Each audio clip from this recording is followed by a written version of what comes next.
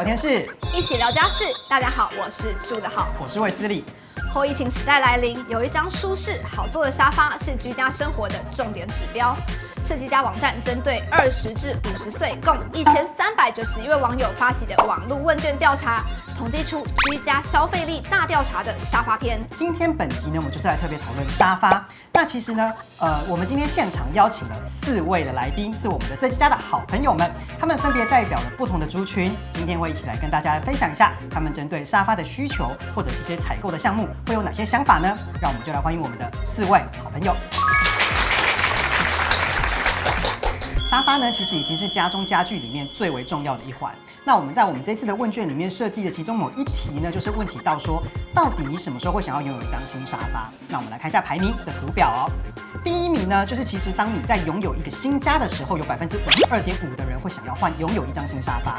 其次，第2名就是所谓的沙发太旧，有24.7%。再来就是针对风格想要做变化的时候，有13.7%的人会想要拥有一张新沙发。那如果我们之前有那种就在家工作的时候，你那个时候会有想要换一张新沙发吗？当然，因为在家工作的时候，其实就是有点想要做薪水小偷的时候，就会躺在沙发上稍微发懒一下。你可以对着你的主管说你要当薪水小偷吗？对，我主管就在旁边。对，所以根据就是我们的调查显示呢，确实在疫情过后，有54%的民众是愿意增加购买沙发的预算的，同时有24%的民众认为在家这个时间拉长啊，是真的需要沙发更舒适、更好坐的哦。那你知道我们现场节目里面有一个是家里面曾经没有沙发过的人真的假的？是哪一位？我们来请他发表一下，他为什么会可以没有就是沙发这件事情。因为我是租屋主，所以就是刚搬进去的时候，沙发对我来说就不是那么必要的一个东西，可能要先付2个月的押金啊，这样，然后就其实就是一笔大开销。比较稳定之后，才会慢慢购入沙发。然后对，因为我养猫，所以我觉得沙发就是不会挑太好的，因为这样之后就如果万一坏掉就可以换。那我想要再问一下我们现场的来宾啊，就是有没有针对你什么时候会想要拥有一张新沙发，有没有人可以来跟我们分享一下？就是小孩子吐奶的时候，奶臭味很臭，然后洗的话都还是会有残留，那时候就会有点懒得洗，就会想要直接换一张新的。在我们的调查里面有一个非常有趣的题目是有关于坐姿的部分。如果在沙发上的话，我可能会窝着吧，就是对，窝着是把脚这样吗？对，这是一个非常舒服的姿势，有点像婴儿的感觉。当你家里是 L 型沙发的时候，其实非常适合做这个动作的。关于这个坐姿问题，我们当然问一下我们的现场好朋友们，就是你们最喜欢什么样的坐姿？那我们可以先问一下李李嘛，就你自己喜欢什么样的坐姿呢？我喜欢的坐姿大概就是弥勒佛之类的，就是弥勒佛，对，可以就是卧躺，或者是只要是跟没错，就是越舒服越懒越好。我年轻的时候跟他们一样喜欢用躺，可是现在有小孩了，其实我就会坐得比较正，因为就是爸爸妈妈可能就是小孩子看你怎么做，他就会跟着怎么做。那你如果也是这样躺着的话，他也就会这样躺着，所以就会变得姿势就会不太好，而且容易让小孩如果出去的话，也都会是不好的坐姿。针对坐姿的这个调查，我们来稍微看一下图表。我们可以发现到呢，民众其实是最喜欢所谓的半躺半坐的这个姿势，其实占了46.8%，然后将近快一半喽。然后大家其实呢，在沙发上其实就是耍废，也就想要懒懒的感觉。那再来呢，其实是盘腿跟屈膝而坐，占了18.5%。那第3名呢，其实就是所谓的脚跟沙发呈现90度，这个占了15.8%。在了解了大家喜欢的坐姿后，其实根据我们的调查发现呢，无论你是喜欢什么坐姿的民众，大家都最喜欢 L 型沙发。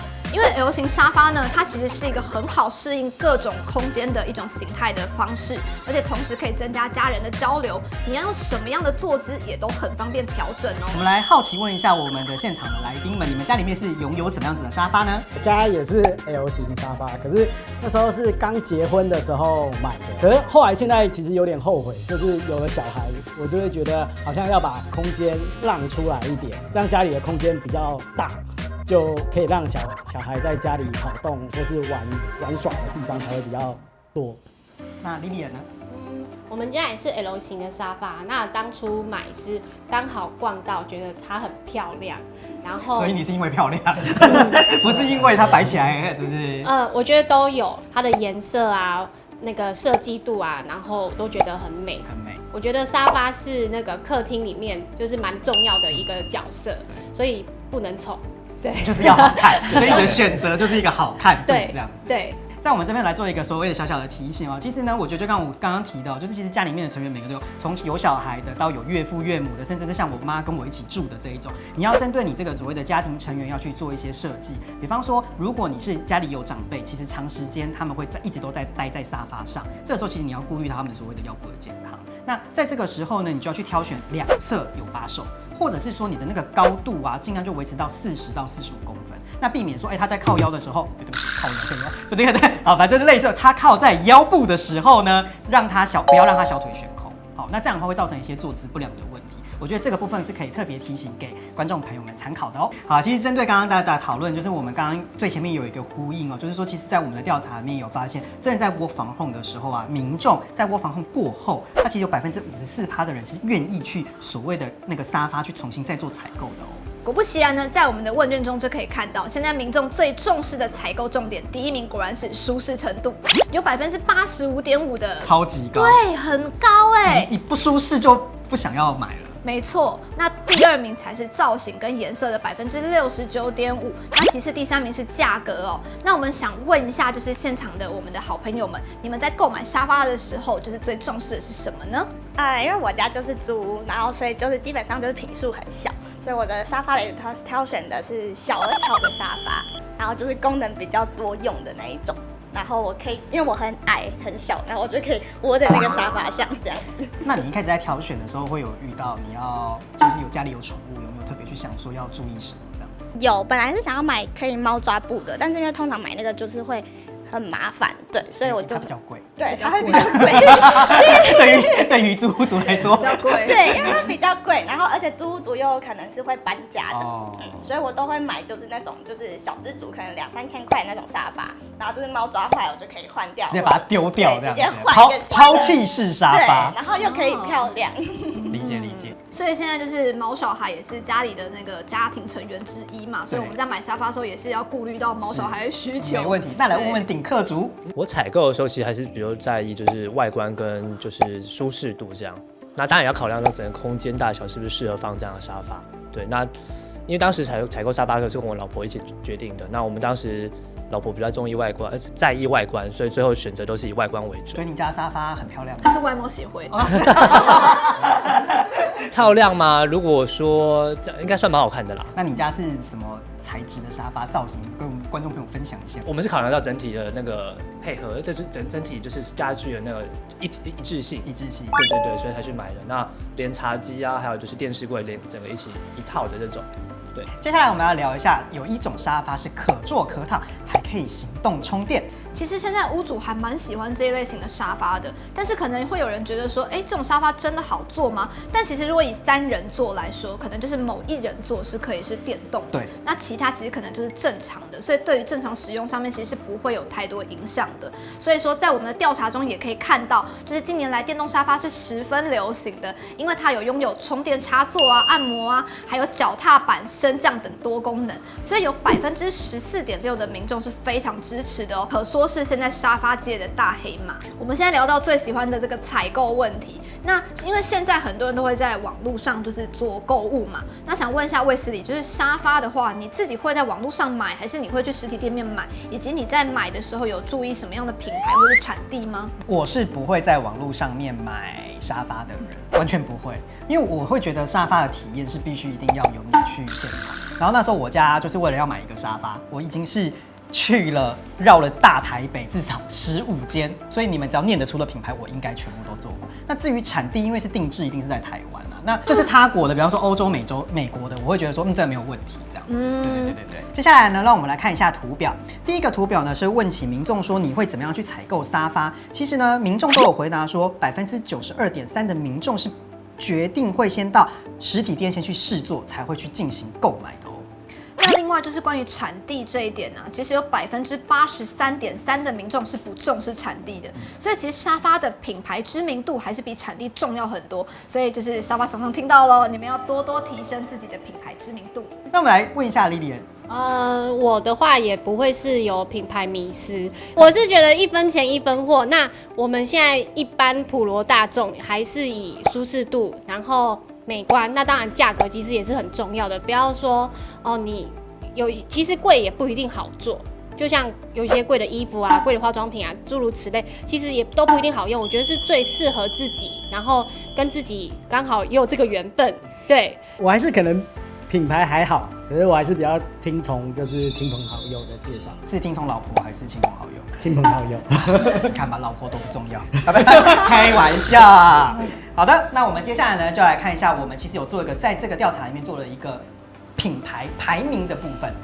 图表上面其实呢是针对我们1391位的网友们调查出来的哦，知名度排序我们介绍前3名，第1名就是刚刚有提到的 IKEA， 第2名呢是无印良品，第3名呢是沙发先生。接下来期序大家可以看到其他的那个图表上面的一些介绍哈。其实我觉得品牌就是这个样子，就是网友他在面对品牌的时候，他还是会有一个基础的基础认知啊。那这个是个保障，对，它会是一个保障不是宝藏。保障吗？你刚才讲宝藏不是保障。我来打断，会觉得是个保障。再给我一次机会。品质保证。是的，其实就是品质保证。其实我真的觉得，就是这个品牌对于一般的消费者来说，其实真的还是有一个参考价值，也是我们在这个调查里面非常重要的一环。我们陆续都会针对其他的品项去做出所谓的排名度哦。那我们聊完了品牌的部分，想问一下卫斯理，你在买沙发的时候，你是比较偏好什么样的材质呢？其实呢，一开始我家有宠物。但是我搬新家的时候，宠物就走了，所以那时候其实我为了它特别买了猫抓布，因为是小狗狗。然后我想说，因为一开始就是想说会有毛发或清理的时候会比较需要。结果你知道吗？我一开始买了猫抓布之后，一直直至现在，我很少坐在沙发上，因为太热。哦，猫抓布是会偏热，因为它是属于那个质地比较细致的，它会比较不容易散，它才会比较好。不会抓坏，猫抓布不是因为让它好抓，是怕抓坏。是，它不是说让猫一直去抓它是因为它抓不动才会变成所谓的猫抓布，这样那个沙发的保养才会好。那我们也来好奇问一下我们的来宾们，那你们有没有特别喜欢的材质呢？我可能布料的话，我可能会想要选就是防水的，那可能小朋友。就是打翻东西的话，比较不容易渗到里面去。那你的奶香怎么办？都已经沉浸在那当中了，有乳酸臭味发酵。所以下一张沙发的时候，可能就会慎选。人造皮革可以吗？皮革又怕裂，会不会人造的你比较不裂？那就是下次的话可以参考看看。我的话就是一开始皮革就不是我们首选，因为看起来比较成熟一点。对，我们想要打造一个比较轻松的一个家庭的氛围，那所以就往布这方面就去做选择。那最后还是一样跟卫斯理一样，就是选择了比如透气麻布之类的，这真的会比较舒服一些。那根据我们设计家的调查，其实呢，在网友票选里面，他们材质第1名都不在各位刚刚所讨论的范围。我们的第1名呢，其实是牛皮，有42.3%的人是喜欢牛皮的。跟你们完全对很难想象，对不对？喜欢归喜欢，可是买不是这样。喜欢。第2名呢，就是40.2的猫抓布，就是刚刚有聊到，已经可能跟宠物啊有关系。那第3名其实就是所谓的棉麻材质，它占比其实有27.2哦。那我想说，助导可以帮我们稍微分析一下，为什么牛皮猫抓布跟棉麻会是一个现在网友们会特别喜欢的？其实像牛皮材质会流行的话，可能因为跟最近疫情啊有台商资金回流，所以对豪宅装潢市场的很热这件事情是有关系的。对，因为牛皮它是比较高贵啊，然后比较给人家一种就是比较高级感的材质。那再来就是像是猫抓布还有棉麻材质的部分，其实大多是用在现在很流行的现代风啊、北欧风当中。对，就是在这些风格当中是很常用到这2种材质的。那当然猫抓布这个部分，它因为有耐用的这个特性，家里有小孩子啊，有毛小孩都很适用。那棉麻材质呢，大家众所皆知嘛，它是一个调节温度很棒的一种材质，所以非常适合台湾这种亚热带气候。那可以请卫斯理帮我做个小总结吗？为什么是 Q 我？好了，其实呢，我觉得就是刚刚我们已经有聊到了哈，我觉得就是几个沙发的小提醒哦。其中一个就是说，我觉得你在挑选沙发的时候，你一定要注意你的空间大小，或者是比方说，因为刚刚有提到，比方你脚比较长啊，你的沙发的尺寸就必须要吻合你家里面的人的那个高度、深度等等去做一个决定。还有第2个就是，其实是沙发跟电视之间的距离是非常重要的，至少要留2到3尺。好，就是那个距离感是要有，不然的话，其实你会看距离很近，特别像有爸爸，就是家里面有小孩的，他其实如果距离太近，其实那很容易造成小朋友的近视。然后我觉得最后一个一定要提醒，就是你在购买或采购的时候呢，一定不要只有自己想，要跟家人多讨论这样子。那我觉得这个部分呢是可以给观众朋友一些回馈的，这是我们今天的讨论。谢谢威斯利，帮我把我不会讲这个讲完。合理吗？好了，没有，我们今天还是要谢谢我们就是大老远来，我们这4位好朋友，对，谢谢他们来参与我们今天的讨论。是我们非常谢谢我们今天的来宾。好了，那节目的最后呢，还是要跟大家说，请记得订阅我们的频道及开启小铃铛。你是住得好，我是卫斯理，我们下次见，大家拜拜拜拜。